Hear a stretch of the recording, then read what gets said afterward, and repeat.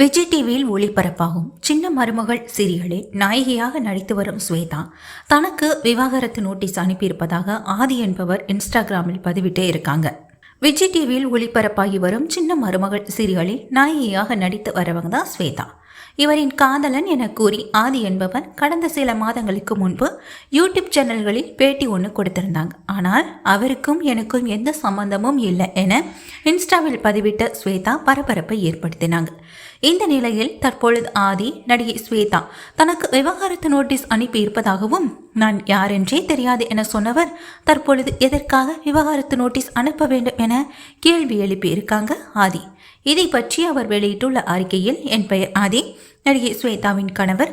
சில மாதங்களுக்கு முன்பு சோசியல் மீடியா பக்கங்களில் நான் அளித்த பேட்டியில் நான் தான் அவர்களின் கணவர் என்பதையும் தெரிவிச்சிருந்தேன்.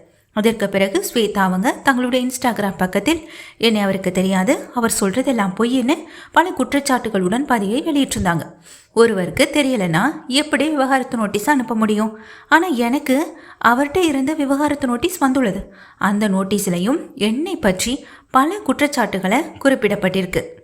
இத்தனை நாட்களாக நான் அமைதியாக இருந்தது அவர் என் மனைவி என்பதாலும் ஒரு பெண்ணை பொது இடத்தில் அவமதிக்க கூடாது என்ற மரியாதையிலும் தான்.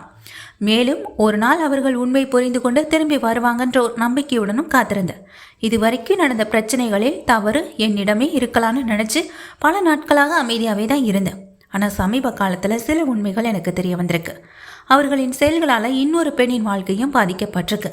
அந்த பெண் வழங்கிய ஆதாரங்களை பார்த்தபோது எனக்கு மிகுந்த மனவேதனை தான் ஏற்பட்டது. அவளை மதித்ததாலேயோ என்னிடம் இருந்த சில முக்கிய ஆதாரங்களை வெளியிடாமல் வச்சிருந்தேன். அந்த விஷயங்களை இன்றைக்கும் முழுமையாக வெளியில் சொல்ல விருப்பம் இல்லை. மேலும் என்னை பற்றிய தவறான குற்றச்சாட்டுகள் தொடர்ந்து பரவி வருது. இதனால் என்னுடைய தொழிலும் தனிப்பட்ட என் வாழ்க்கையும் பாதிக்கப்பட்டதுடன் நான் கடுமையான மன அழுத்தத்திற்கும் உள்ளாகியிருக்கேன். இந்த அறிக்கையின் முக்கிய நோக்கம் என் மீது சுமத்தப்பட்டுள்ள குற்றச்சாட்டுகள் அனைத்தும் பொய்யானவை என்பதை தெளிவுபடுத்துவதுதான். விவாகரத்து தொடர்பாக நான் கொடுமை செய்தேன் என்று கூறி அளிக்கப்பட்ட புகார்கள் உண்மைக்கு புறம்பானவை என்பதை விரைவில் சட்ட ரீதியாக நிரூபிப்பேன்னு சொல்லியிருக்காங்க.